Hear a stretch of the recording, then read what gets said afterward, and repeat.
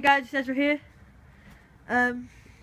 Today I have, in my garden, I've made a firework. Only small, not big. But I have my firing remote here and my firing module here. And I actually have, the module.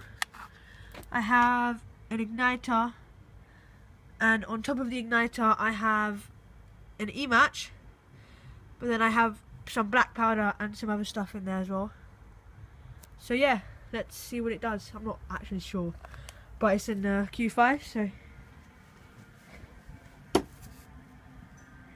Right, ready? 3, 2, 1, go.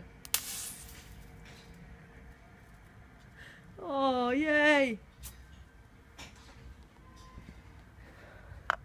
Okay, well. Whoa! That's actually more smoke than you would expect. Look at that. That was fun. Just a little firework with some black powder in there as well. So yeah. Thanks for watching. Please subscribe and watch my other videos. Bye bye.